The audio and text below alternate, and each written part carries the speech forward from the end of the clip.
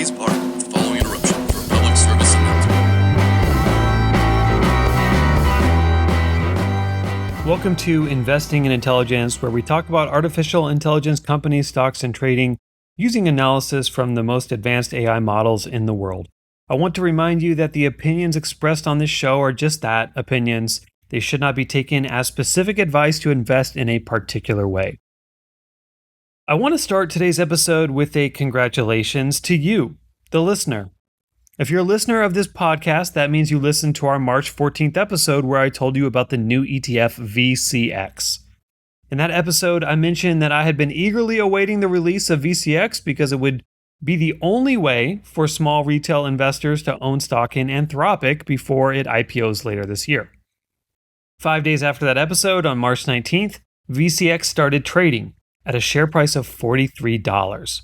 Now, unfortunately, we didn't get the notification right away when it came out, so we wound up buying later in the day for a price of about $77. That being said, when we're buying an IPO, we generally prioritize getting in as early as possible over getting the most perfect price possible. So we went ahead and took the best price we could get on its first trading day. This has been a working strategy for us in the past, as we bought the CoreWeave IPO on its first day in March of last year, the Circle IPO on its first day in June of last year, and we made enormous amounts of money on both of them. So why not continue a winning strategy? We didn't expect the VCS strategy to win this much, though. That's why I'm starting this episode with a big congratulations to you, the listener. Because no one else on any investing podcast or show told you about VCX before it launched, but we did. And since you listened, you had a chance at an IPO that went from $43 to $530 in 5 days. That's a 1,133% increase in one trading week. And guess what? You'll probably never see that again in your entire life. And we just want to say thank you for being a listener. And congratulations if you actually took action and got into VCX when it launched. Now, since we follow rules-based investing, we did take some profits as VCX skyrocketed, but we kept a core position as it moved up and then back down. And, well, over the last 2 months, VCX came all the way back down to our original $77 buy point. So guess what we did at that point? Yep, we bought more. We bought more just to watch it skyrocket again over the past week, back to $300 a share a few days ago. That's right, you had not one, but two chances to get VCX around $70 and watch your investment explode upwards. So where does VCX go from here? Well, keep in mind the NAV, the net asset value of the ETF, is supposedly around $19. I'll talk a little more about that later in the episode, but when it came back down from $530 to $70, I went to Reddit and I read what everyone was saying about VCX. Now, there was almost unanimous agreement that VCX was coming all the way down to NAV value, maybe around $20 to $30. Of course, they were all completely wrong, and it never came close to that low, and instead it skyrocketed upwards.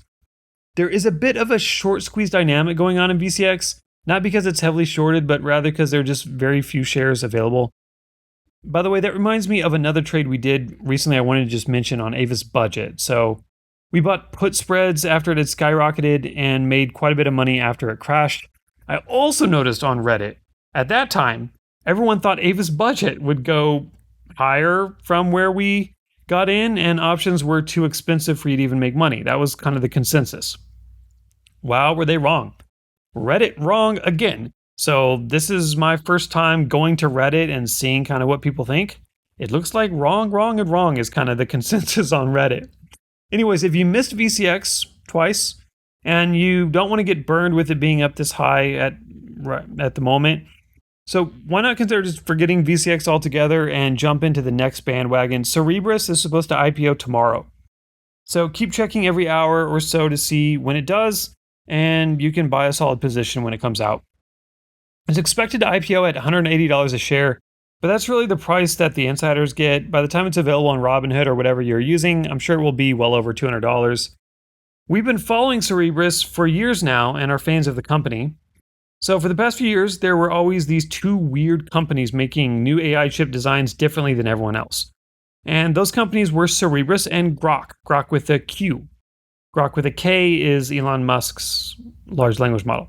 So Grok with a Q was recently acquired by NVIDIA, which actually surprised me since I thought Cerebras had better technology than Grok with a Q. Regardless, Grok is gone now and Cerebras is IPOing tomorrow.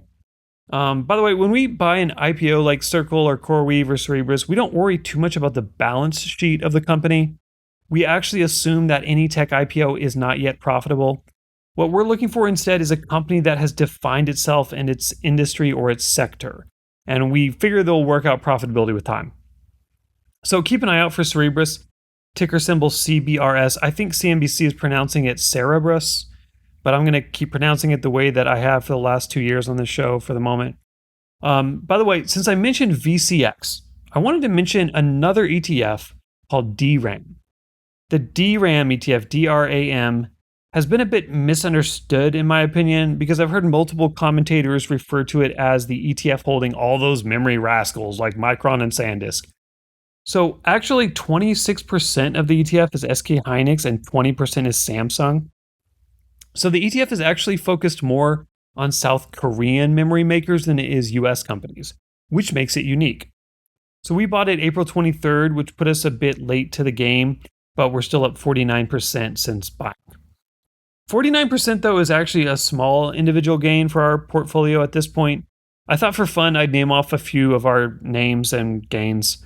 DigitalOcean, 40%, Akamai, 27%, White Fiber, up 28%. By the way, we did a whole episode on White Fiber last year. Or was it early this year? I don't remember. Navitas, up 25%. Oh, by the way, all the gains I just mentioned are one-day gains. DigitalOcean rose 40% on May 5th. Akamai rose 27% on May 8th. White Fiber went up 28% on Monday. And Navitas went up 25% also on Monday. As you know, if you've been listening to this show for the last couple of years, our real gains are in the hundreds of percentages on most of our names. Now, for the current year, our overall portfolio is up 55%, while the NASDAQ is up 13% and the S&P is up 8%. What's funny is that a professional money manager is considered elite if they can beat the average by 2%, and we're currently beating the average by 47%. One caveat though, a professional money manager is expected to maintain their performance for a decade. We've only been investing heavily in AI since 2023, so we don't have a decade of performance to brag about. Time is the real wealth maker or widow maker in investing. I'm sure you know the old investing mantra that it's not about timing the market, it's about time in the market. For example, we believe a lot of the defense stocks we mentioned in the last episode will produce good returns over the next few years, although they've been dogs since we mentioned them in March. That's because they have to massively scale up CapEx to put out more defense munitions and supplies, which is hurting their cash flow in the near term. Apparently, the market only rewards AI hyperscalers for maximizing CapEx and killing cash flow. Who knew? A lot of people think that AI stocks, while hot right now, will ultimately crash and burn due to overinvestment. That's right, you've heard the proverbial bubble talk on CNBC, or even worse, and this is the one I really hate, the moronic refrain of analysts discussing what inning we're in for the AI trade. Are we in the third inning? The first inning? Are we still in the parking lot? Are we in junior high just buying our first pair of baseball cleats and we have a full career ahead of us? These people sound like a bunch of idiots. They have no clue about any of it. And that's why you listen to this show instead of or in addition to the know-nothings. To be fair, though, traditional financial media has improved in their understanding of AI since we started this show over 2 years ago.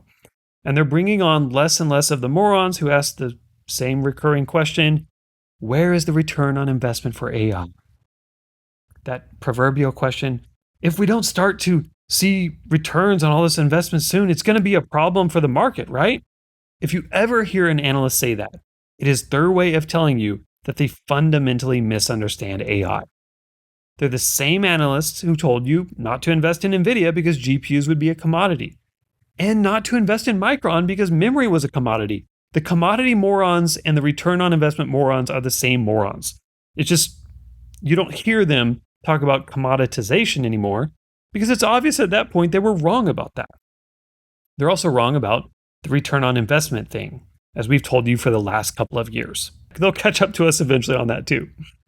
Remember, AI is a foundational technology, kind of like the internet. Have you heard someone say oh, we're not getting enough return on investment out of the internet. Man, I wish that was true.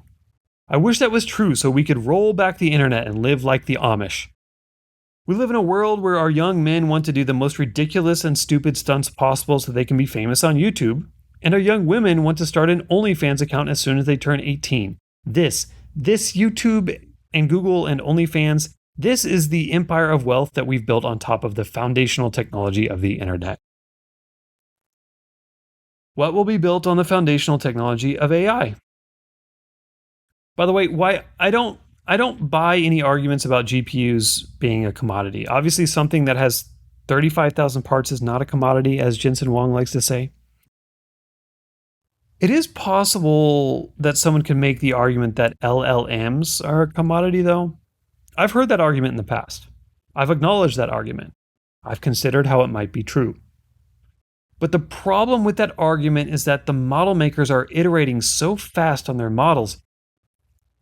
It's like you can't really substitute a cheaper version if you want the best intelligence. You can't go to some Chinese open source, open weight model if you really want the best intelligence. Not to mention that AI app performance and tool connection and agentic abilities are all something that you need from their software. I'm sorry, I meant to say app. By the way, some people like to say that there's no moat in software, but that doesn't necessarily mean that software is a commodity. You personally can probably think of a lot of softwares and apps that you use that you wouldn't or couldn't easily switch out of for a competing software or app. Actually, lock-in is pretty real for software, and switching costs can be high. Now, most people use a single AI app and they run most of their queries on the fast mode. I'm a little bit different. I typically run any query through Claude, Gemini, and ChatGPT, and I run all of them on the most advanced mode on a paid plan. One perk of doing this is that it allows me to see over time who is really in the lead. Every time I run a query, I read all three answers and see who has the best answer. If one app has the best answer, I record a point for that app and not the others. If two are clearly better than the third, then those two both get a point, while the third does not. Just to share some data from the last 10 days, the scores are 13 points for Anthropic's Claude, 13 points for Google Gemini, and 8 points for OpenAI's ChatGPT. Now, obviously, I've done way more than this amount of queries, but I don't record all of them because I don't always have something that's good for this kind of analysis.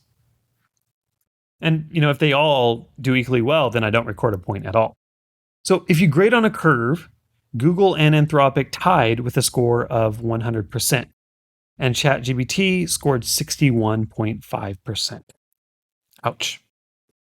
So my personal research confirms the reason why Anthropic's Claude has reported an annualized growth of 80x. That's 7,900% growth in 1 year. Go back 1 year, listen to our episodes. Not only were we saying that Anthropic was failing miserably, we were also saying that their data center partners, Amazon and Google, were also negatively affected by Anthropic's weak performance. Look at them all now. If you're wondering how this happened, consider that in May of 2024, Jan Leakey left OpenAI to go to Anthropic. In August of 2024, John Schulman left OpenAI to work at Anthropic. Schulman is considered to be the chief architect of ChatGPT. And a significant amount of other AI researchers have left Anthropic for OpenAI since those two started the wave. You see, the best AI researchers in the world are very few in number. So wherever they go, that place is likely to get ahead. Google has a lot of them too. Here's the craziest part of all. Even though Anthropic's Claude has just a fraction of the total users of OpenAI's ChatGPT, the two companies are trading about the same implied value in private markets. Secondary market share implied valuations of Anthropic put it at a valuation of about $860 billion. As of OpenAI's last round, it was valued at $852 billion. Anthropic has sort of passed OpenAI. Just as a quick note, if you take those implied valuations into consideration, VCX's real NAV right now is around $40. Interesting, huh? Because the other NAV is calculated taking from their last round, not really the implied private market trading valuation for the shares. Anyways, back to the point, which is that Anthropic's Claude has exploded since people are using it to do work rather than just ask questions. And I want to play you a quote from an analyst on CNBC about this topic. Actually, if you're a listener to this show, you know I usually have quite a few sound bites from financial analysts integrated into the show. But upon realizing how much my returns are beating those financial analysts, I thought I'd give you more quotes from me this show than in past shows. So here's our one soundbite for this show. Here's a financial analyst on the total addressable market for AI. This is the greatest wealth transfer in history that you've ever seen. I know people say that some stockbrokers say it about generations. That's nothing. This is the greatest shift of wealth where you're taking the operating cash flows of these hyperscalers and pouring it into semis at a rate that's like, 1 for 1. I mean, almost. And it's insane. It's going to continue for a while because the TAM here is labor. Okay, labor is tens of trillions of dollars. Now, it's not all going away. It'll be either augmented or replaced. And that's the return. And it's tens of trillions of dollars. So the hyperscalers see it. The smartest people on earth are the people that work at these companies. And they all see it and they're going for it. And they're willing to sign long-term agreements on CPUs, memory, GPUs. And they're not doing it for charity. They're doing it to make money long-term and even survive. And they feel if somebody else gets it and they don't, they're left out. This is going to continue. This is the one. This is the one for the ages. We bet our whole career on this a couple of years ago. And software, is going to continue to get eaten and some of the other things because we are tokenizing labor in the form of a new form of software that is going to revolutionize the world. And we, I don't know what inning we're in, but we just started. Now, I don't fully agree with him. When he says the TAM for AI is labor, he means the TAM for AI is all labor that can be done on a computer. Granted, that is a lot of the labor in our society, but what about the guy who mows your lawn or fixes your toilet? What about the mechanic who changes your oil or the nurse who does dialysis on your aunt? Obviously, the dialysis shunt insertion isn't something that Claude or Gemini can do.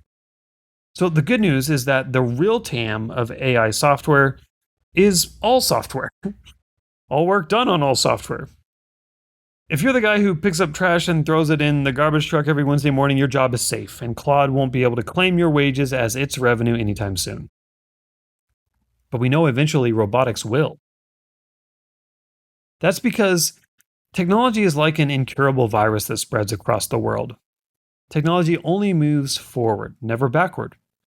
Sometimes certain technologies replace obsolete ones, just like new strains of a virus will overtake older strains. That's actually how COVID-19 became less dangerous with time, because the newer strains were less dangerous than the original strains.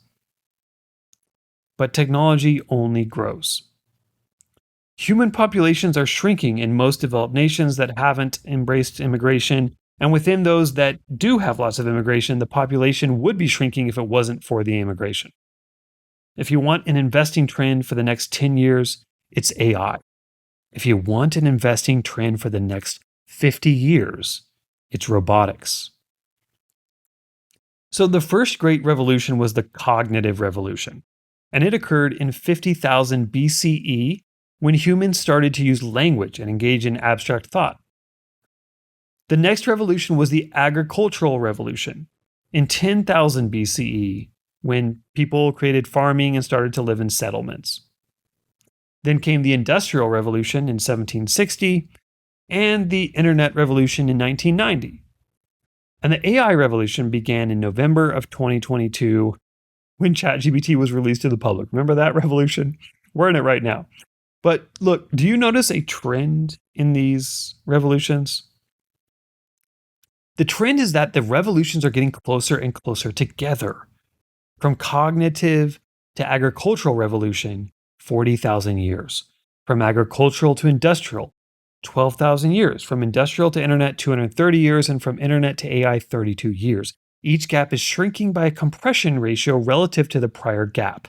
We can take the geometric mean of a roughly 10x compression per revolution to develop a clean exponential decay consistent with Kurzweil's law of accelerating returns. And what can we do with that? With that, we can estimate that the gap between the current AI revolution and the next major technological revolution will be about 4 or 5 years. And I believe the next revolution and the last technological revolution will be the robotic revolution.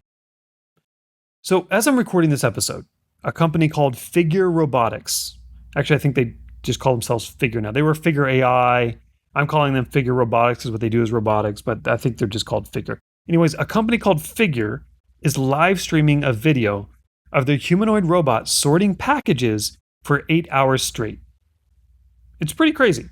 But yesterday was even crazier because that's when Unitree released the video of their new Mecha robot. If you haven't seen that video yet, please just stop listening. I know most podcasts wouldn't tell you to stop listening, but just stop listening. Go to YouTube and type in Unitree Mecha, UNITREE-MECHA. You will be surprised by what you see if you haven't seen that yet. Now, one of the reasons I bring this up is because I want to go ahead and tell you that we will gradually be talking more and more about robotics. We were the first on the AI investing train, and we also will be the first to invest in the next revolution. Now, some would say the robotic revolution is already underway, since, of course, drones and self-driving cars are robots. Now, remember that a true revolution needs a foundational technology, something like agriculture or electricity or the internet. I wouldn't say that a self-driving car is a foundational technology for the whole world.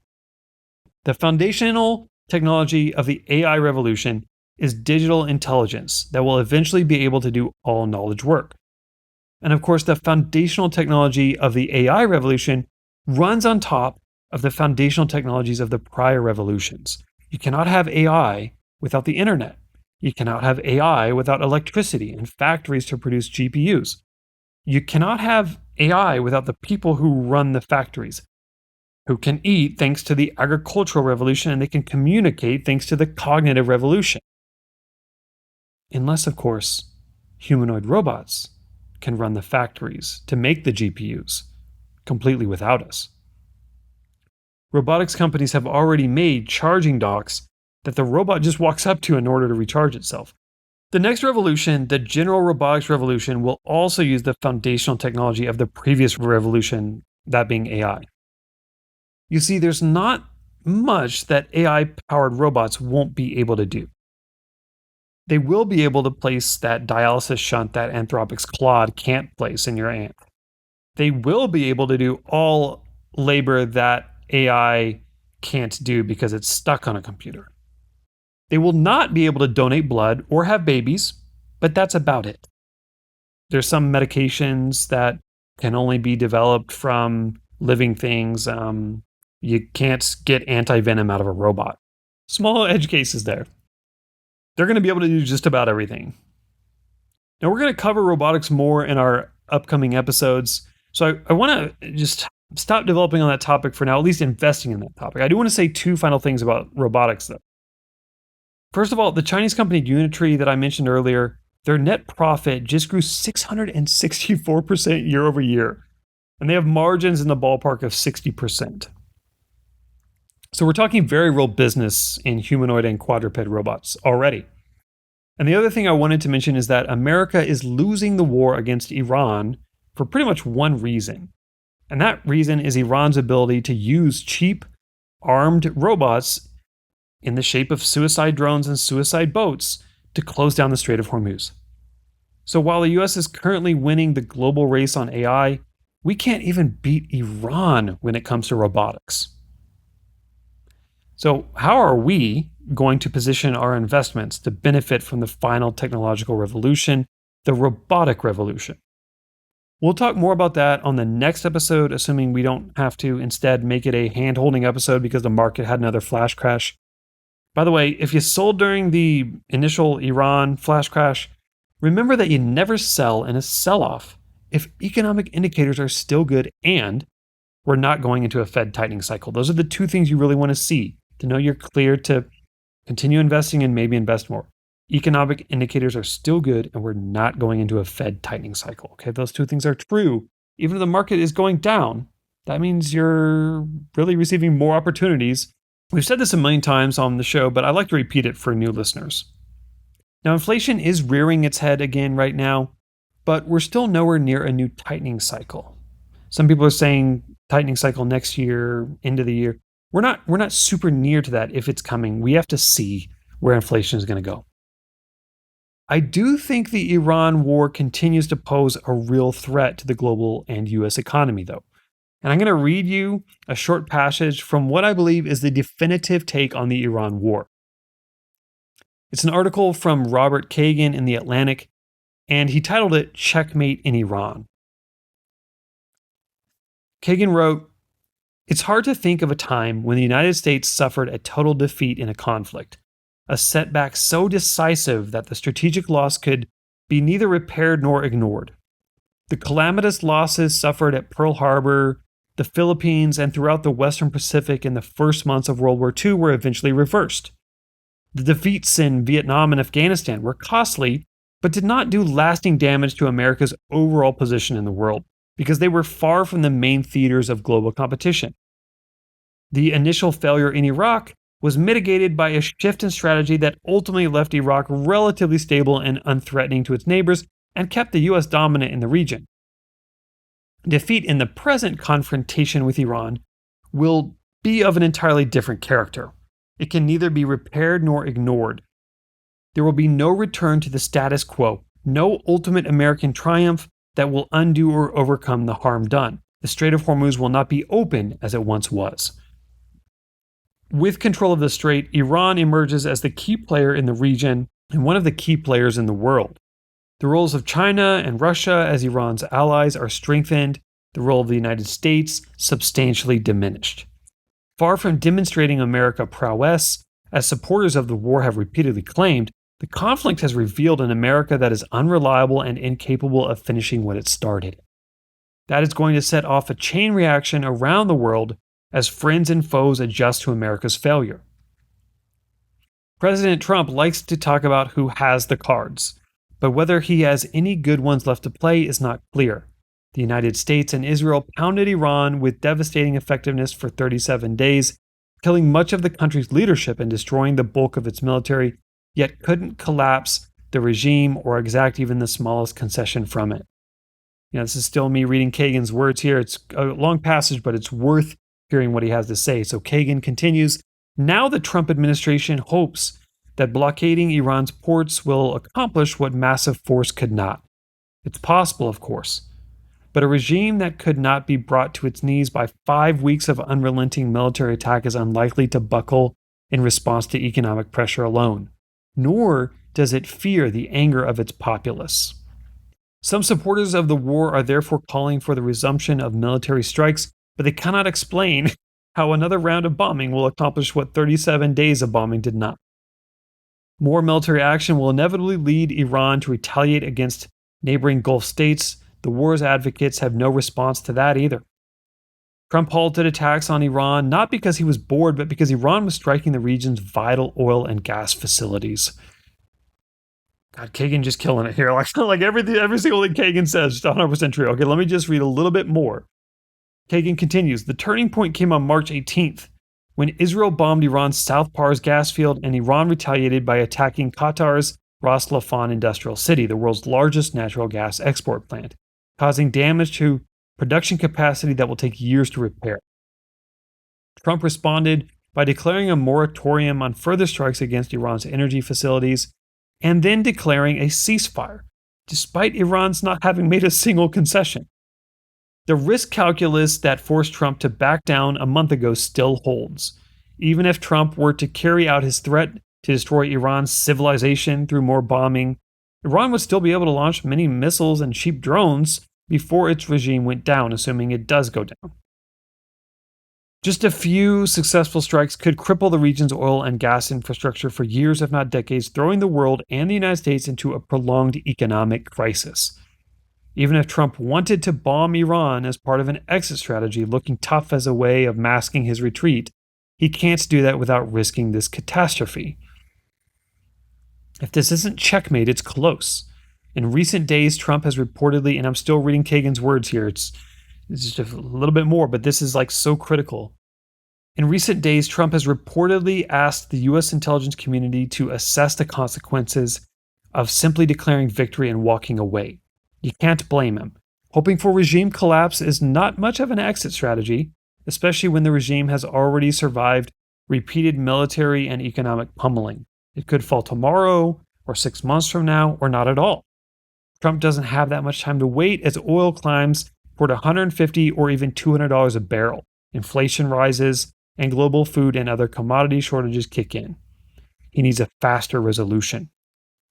But any resolution other than America's effective surrender holds enormous risks that Trump has not so far been willing to take.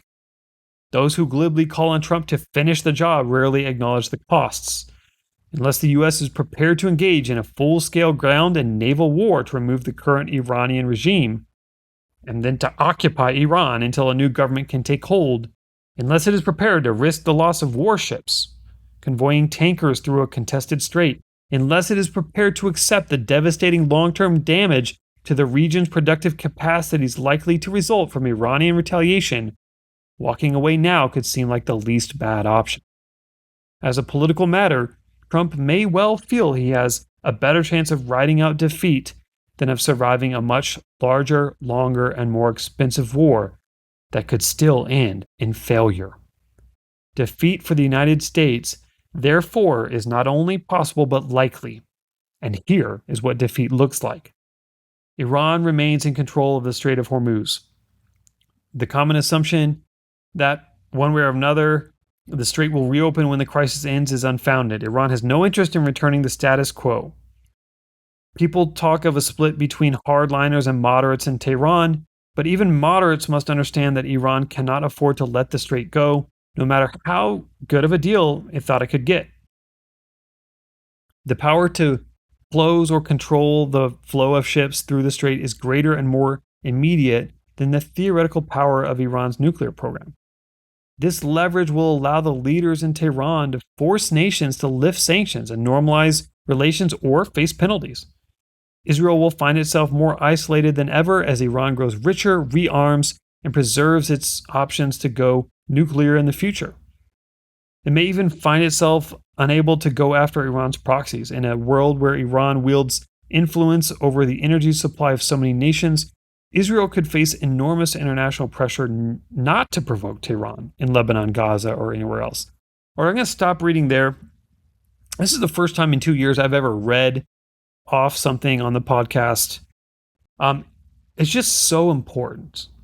I wish the picture that Paul Kagan is painting right there in that passage, and by the way, go read the article. There's a lot more he talks about. I stopped early. I wish the picture that he's painting there is just imagination. But instead, it is the real situation we are in right now. From August of last year until March of this year, the market tried its best to broaden out and neglect AI. We heard a lot of those same counter narratives against AI, like the commodity thing I mentioned, the other stupid arguments I mentioned. But sometimes the most obvious thing right in front of your face is what you ignore at your own peril. From August of last year until March of this year, the market ignored the fact that AI was real. And then finally, Anthropic gave the market a splash of cold water to the face, and it was off to the races. The market could no longer ignore the truth of AI. Right now, the market is acknowledging the truth of AI, but it's also ignoring something else. The market is currently ignoring the fact that the Strait of Hormuz is closed, and the US will have to open it back up again. The cold water has not yet been thrown in the face of the market yet, though. In our last episode, I said that in only a matter of weeks, now once again, this is March when we recorded our last episode. At that time, I said that in only a matter of weeks, the US would have to either agree to a ceasefire or invade Iran. The US is trying desperately to lose this conflict with grace, but leaving the Strait of Hormuz in the hands of Iran would be disgraceful. So I repeat once again that there is an absolutely huge risk to the global economy and the US stock market if we don't force the strait open. The sooner we force the strait open by any means necessary, the more money you make in the stock market this year and next year and the year after. Thanks for listening to our show today, and please be sure to like and subscribe. We will be back soon with more episodes, and once again, we'll be looking at robots in our upcoming episodes and whatever else is going on in the world of investing in intelligence. You will not be able to plug in, turn on, and pop out. The revolution will not be televised, and be no rerun, brothers and sisters. The revolution will be live.